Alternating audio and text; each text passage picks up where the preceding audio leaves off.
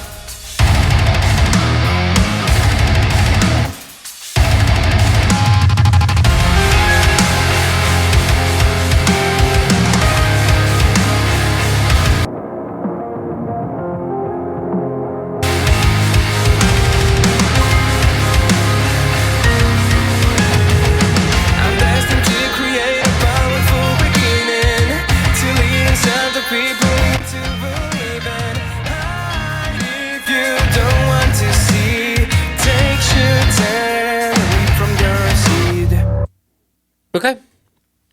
To me, that sounds fully functional. I mean, it's loud, but it sounds like controlled. The low end's very smooth to me. I really like it, especially this mid-side parameter here. Pulling things more toward the mids than the sides definitely has more impact, especially in the drums and the bass, since those are very monocentric instruments. I try to compensate for the jump in volume by adjusting the output, but when I put it back to 0, it was kind of stupid. One function I didn't use at all was this optimize button, mainly because since I mixed this, I know that this mix is relatively loud already, and I don't really want to add any more input gain per se. Let's talk about a few things that I did here. The first thing that I always do with this plugin is the sauce knob, because the sauce knob is just like distortion. And obviously there's different types here. I mean, there's inflate, saturate, excite, clarify. I like saturate saturate quite a bit when it comes to like very heavy mixes.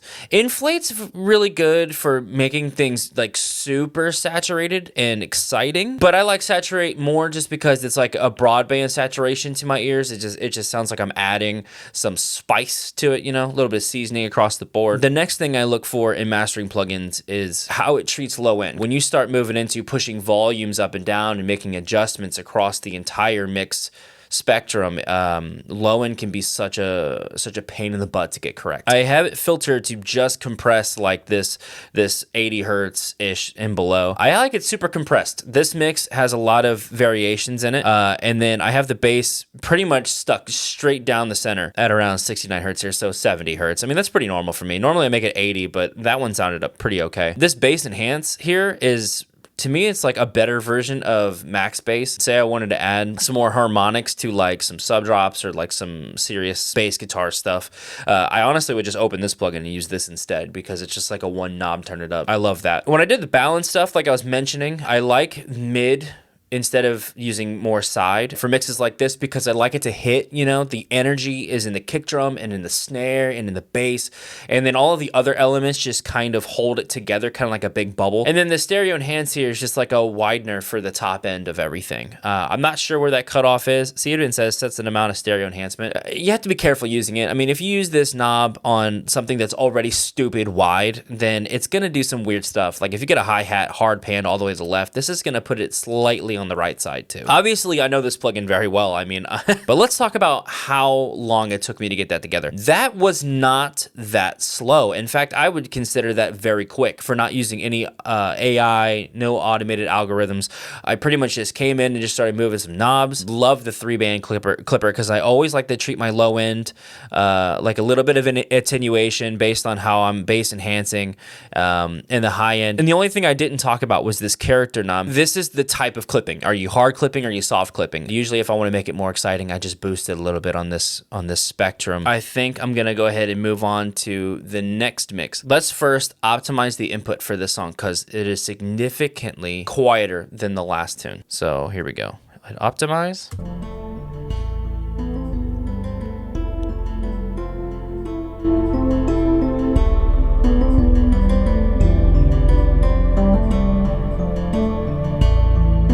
I think it's doing a little too much.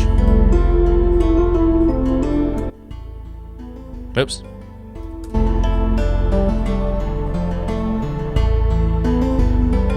Yeah, that peak there's a little better. I didn't like how it was kind of clipping over here. Okay, so it's volume attenuation. It's okay. So let's just start trying to master this and see what happens, I guess.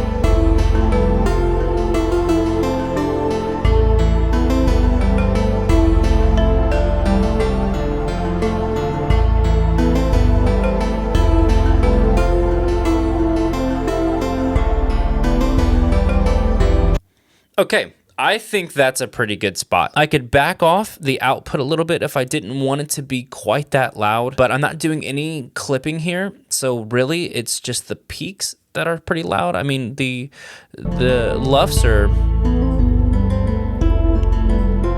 about -14, just around -14. So like, I think that's a pretty good volume for something like this. In working with this particular track, there's a lot of weird, like trying to make sure I don't overdo something. A good example would be the bass. Like, forget the saturation for a second. That was just a taste thing. I didn't like the other saturations. But if I go to the low end here, I'm still compressing quite a bit, because if you listen to the first bass note that plays with this song, like in like the beginning of the bars, I guess you'd call it, of the phrases, that note is a much louder in perception than the lowest note that it goes to. So I'm trying to compress it a little more so that it kind of comes together a little bit. It's funny, I chose to do that in like the 50 hertz range, but I think I wanted to compress the low end so that when the lower note played, it shifts into that super sub low sound, and it's a little louder than it was before. So it kind of matches that volume. Very cool, very cool. So overall, JST Maximizer.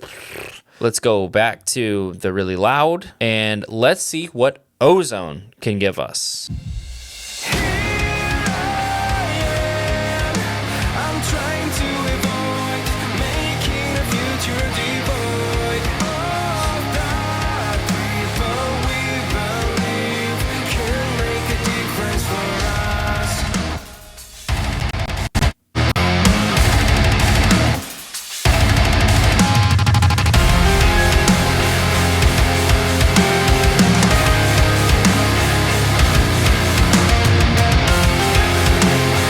Okay, immediately, it's just loud. Unlike JST Maximizer, this automatically sets so many parameters. The top end's all right. I don't mind that top end at all. But I hate the push and the impact, I guess, since they're using that term here. I hate the way that sounds in like the low mids. I don't know. It's just not hitting me right.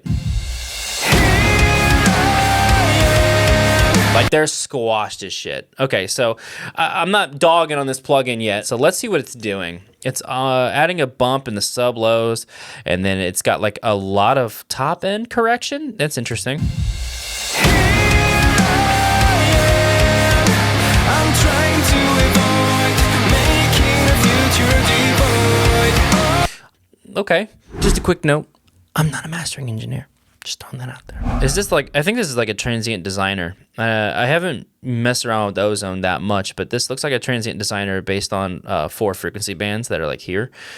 It's taking away impact from the low end. Okay, so it's letting this low mid range here just like hit hard.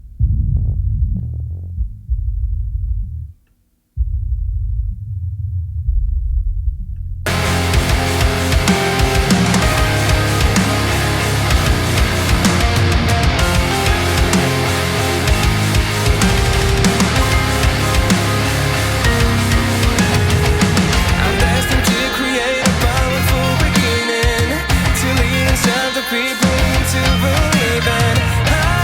If you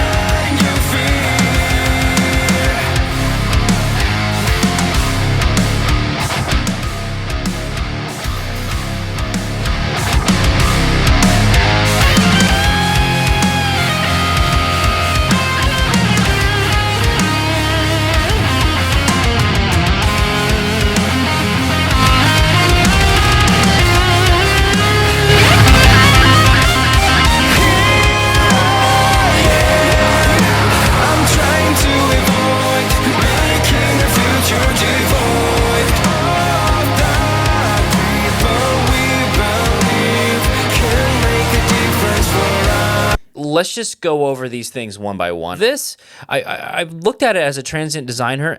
Depending on how it's shaped, though, it kind of reminds me more of that like compression knob that was on JST Maximizer. Didn't really care for this module. I literally have it backed off to like 25%. Very difficult to discern like if it's adding attack or if it's just backing off that tail enough to where like it's just messing with the overall impact of the song. So I didn't really care for this too much. As you can see, I kind of modified what it originally set for me.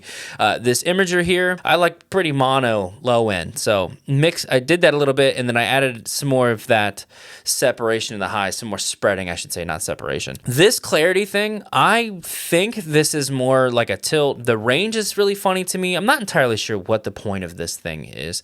I'm sure it's like if there's volume inconsistencies across the spectrum, it's just trying to put those to boost up stuff that's been missing versus like what's too much, and it just kind of flip-flops as it needs to. Let's say the China was being hit. I didn't like how it was taking that high end of that China and was like, whoa, let's turn that down. And then suddenly the vocals are just like up here with their mids. That was a little much. So I backed that off pretty substantially.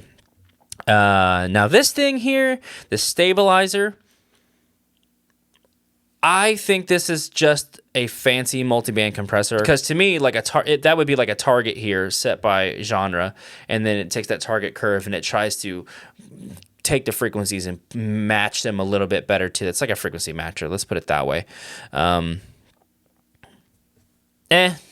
Didn't care for this at all. Like, here, let me hear it again too. I'm trying to avoid. Yeah, don't care for that. I mean, it just kind of makes the drums like dominant in the overheads, and I don't care for that sound. The dynamic EQ. So this is one thing that JST Maximizer definitely doesn't have. It doesn't have a way to like pull out little notches of frequencies that are really annoying. So it looks like it's pulling out this 8. Okay, so a pretty good like hurting frequency here. This 863. That's like a real harsh higher mid. And then over here, interesting that it's choosing this. I wonder if this 5 kilohertz, this 5.5 kilohertz thing here is like, let me hear it actually.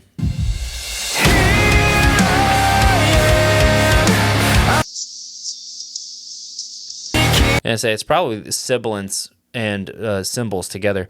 And then it looks like it doesn't like my high end. So this is what's weird about automated stuff. So you go to the equalizer and look, it's boosting over here, trying to pull this shelf up. So, you know, it's giving me a little more 10K and up. And then you go over to that dynamic EQ and it's pulling those same frequencies down again. So it's almost like it pushed into the imagers and the clarity and all of these little fancy modules trying to balance my frequencies, and then it's pulling down the ones that get harsh after them. I think that's a good move by the AI, but at the same time, I think you're doing too much. That's just my opinion. Now the Maximizer, it sounds good. I think this Maximizer sounds pretty good. I didn't mess with the soft clipping. I didn't mess with this upward compression thing here. I actually really like the way it sounds. I haven't messed with any of these. Like maybe I can mess with them real quick because I'm not entirely sure. Let's try this modern one. I'm trying to avoid making the future devoid of that people we believe can make a difference for us.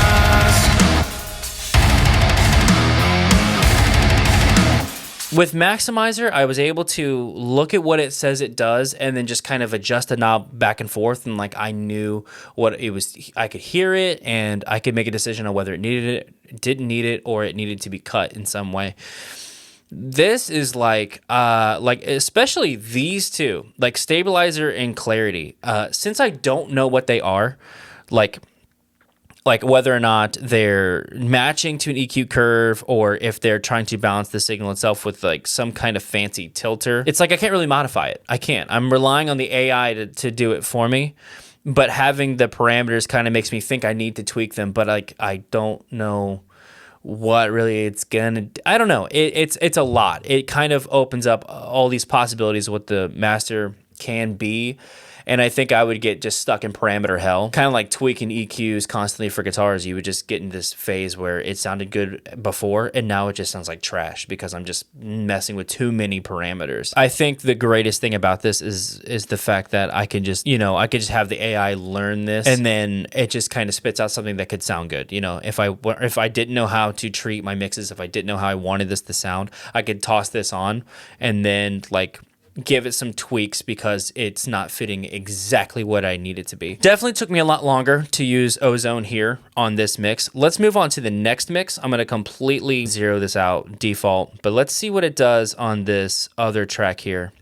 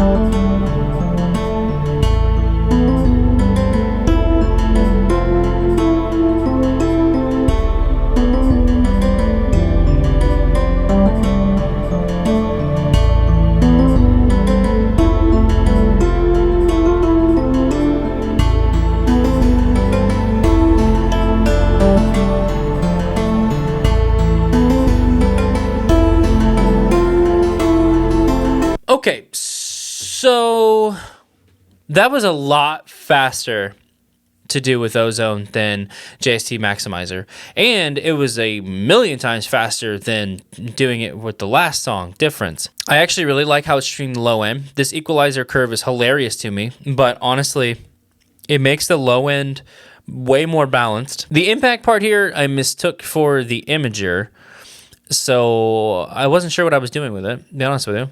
So I just kind of left it where it was. The amount, it's just fine. I didn't hear any real change to the music itself. Kind of messed around a little bit with the clarity because I think I'm slightly understanding what it is. It is a tilt EQ. This one here is interesting. So it's using like a jazz curve to compare the whole spectrum. And honestly, this sounded pretty good.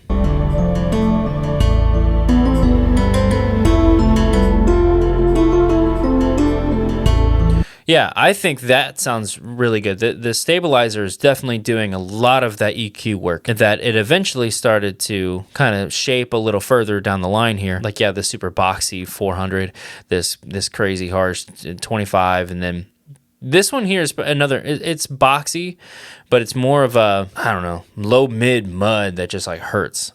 Honestly, the Maximizer in this is amazing. I think the Maximizer for this particular song was very well treated, very transparent, and it also did what I was talking about before, where treating this song is delicate. It can't just be loud. It has to be treated and developed, and this Maximizer completely accomplished that. I mean, it didn't do any clipping of any kind. It just sounds really, really good. There's a multitude of genres of music that are soft that have nothing to do with what you heard here for my soft genre.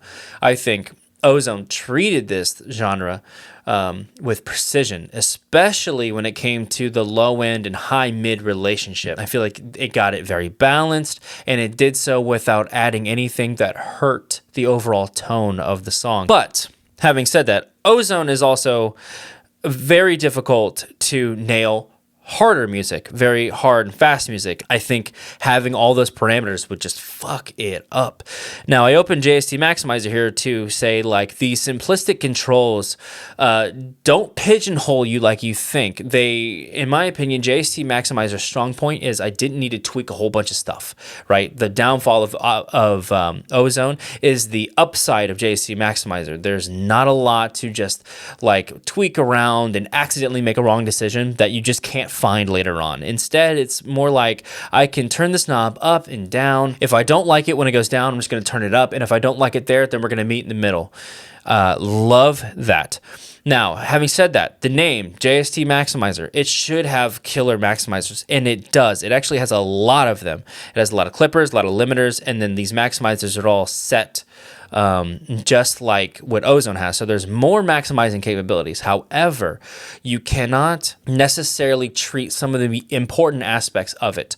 A great example is you can change the character of how the maximizer works, but you can't change how it's releasing. You cannot change the amount of clipping that's going into it. You can with like the sauce knob, but that's already adding just distortion overall to everything. You know, it's adding volume. It's not the same. I don't like this module based thing. I don't like this. So let's say I'm all the way down here at my dynamic EQ and it's hitting weird. I can't figure out what's going on. I'm trying to tweak this dynamic EQ and I'd have to go all the way over. It's like I gotta scroll this to go to like my EQ or this master rebalance. You know what I mean? It's too much. It's too much at the beginning here and having to scroll around. Where JST Maximizer, it's all just this compact little knob deal. That's perfect for me. Nothing told me that I can go over to this section and that this is the input. Like for instance, where's it? Look, it's IO. So the in and then out is based on these little symbols. I mean, it's giving me features that I'm just not going to use. I don't even know where the oversampling is. Is it here? I mean, what? I don't care about any of that. If you're someone that's like, no, all those parameters make it what it is, that makes it able to be tweaked. It's why it's a good mastering plugin. In my opinion, dude, even though I'm not a mastering engineer, my whole philosophy on working on anything, my audio, my videos, is like, if it gets too complicated, then the amount of work that has to go into just understanding it is already too much. You need to have an idea of what the fundamentals are of doing something, and therefore let the tools have an option that's easy to understand and easy to modify so that you can be like, oh, so it's affecting that, it's affecting this, affecting that. So it's not working. You can decide that that tool is wrong and move on. I'm absolutely biased when it comes to this decision. I think JST Maximizer is the winner of the comparison here, but with a grain of salt, where it has great features. If you did need to make those very advanced modifications and tweaks to those parameters, you're kind of not able to do that. But the parameters themselves do their job very well. And it makes it so that you don't really think about needing to individually modify. It's more of a, does it work? Does it not work? And if it does work a little, how little is it? That to me makes more sense. And that means that I can get a great master from this plugin versus tweaking parameter hell in Ozone. And the grain of salt also includes that I like the maximizer in Ozone. I really like the way that sounded. There is no input EQ necessarily. There's a tone knob here, and there's no input EQ to this. So I would have to have an EQ before this, unlike Ozone.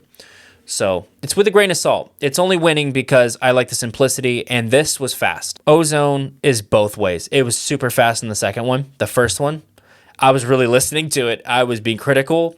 It was hard to understand what needed to be modified. Was it the EQ? Was it the clarify? Or was it dynamic EQ? Or was it the, you know what I mean? Was it the stabilizer? Which one was causing too much high-end buildup? There you have it. Whether you agree with me or not isn't the point. I hope you have a better understanding of these plugins with their limitations and strong points. I personally use both of them all the time. So either way, either will be a great fit for you. Thanks for watching, and I'll see you in the next Drastic Truth experience.